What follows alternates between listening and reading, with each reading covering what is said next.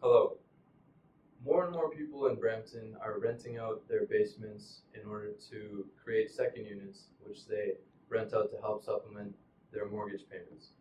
A second unit is a self-contained residential unit located within a house. And now, second units have also become very popular with renters because of the very low rental supply that is currently available in Brampton. Now, the issue that has come up is of illegal second units, or second units that have not been registered with the city of Brampton.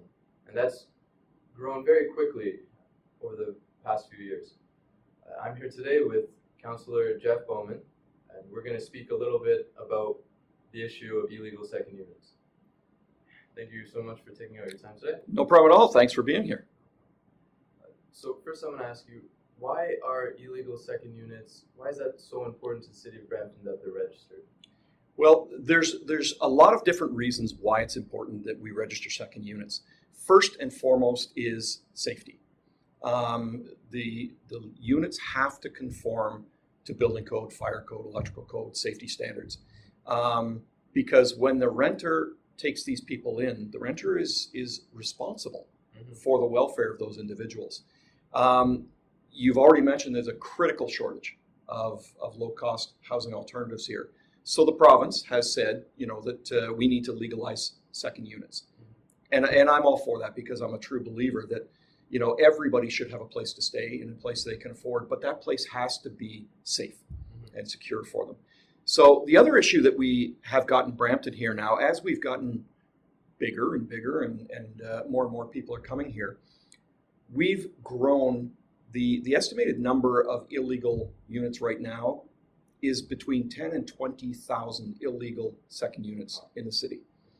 Now, what that means is for the people who are living in the second units, there's no tax being collected from those people. So when it comes to the use of facilities, recreation centers, libraries, our roads, our hospital, and even our school, there's no input in taxation from those individuals living there. So what that means is basically that every other homeowner is sort of subsidizing the people who are living in the illegal unregistered basement apartments. Right.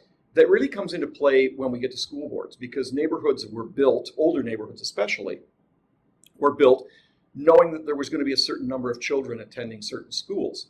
And now what's happening is more and more people are moving into these basement apartments, and a lot of them have young children because it's easy to afford that. And they're going to the schools, and now we're seeing the schools getting overcrowded so that people need to be bused to other schools, portables are being built. And finally, one of the biggest reasons that we need to register and we need to account for all the people living in these units is that the province has transfer payments, and transfer payments for everything from transportation to social issues, health, mental health, for instance, housing for the homeless. That's all based on the number of people that are registered from your census. So if you figure, let's say we've got 20,000 unregistered units here in Brampton, and there's 2 people living in each, that's 40,000 people that we're not getting those transfer payments from both the province and the region. So we're being critically underfunded in a lot of areas because of that. Okay. And you mentioned the safety risks associated. Many renters, if they were going to live somewhere, they might assume that there's proper fire alarms, carbon monoxide alarms, and you will get a lot of that oversight. Just to clarify on the insurance risks involved. So now, if I'm a renter, I'm living in a basement, and my place is flooded, or if there's a fire, what happens? Well, I would recommend everybody has home insurance anyways, right, to protect whatever it is that you own. It is the responsibility of the homeowner, right, to ensure that their insurance covers renters. And if in the sake of an accident, a fire, the insurance company finds out that the homeowner was not covered for renters, and if the accident occurred due to something the renters did, or a fire breaking out in the second unit, the insurance company will not cover it.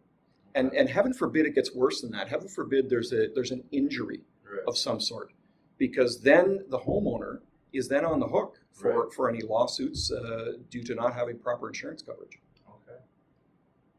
Okay, now, if I know somebody who is living in an illegal second unit as a renter, if I know who is someone that's renting out a unit, what should I do about that? Well, we're not looking for any whistleblowers or anything like that because, like I said, we need these houses. We just want them to be registered and we want them to be safe.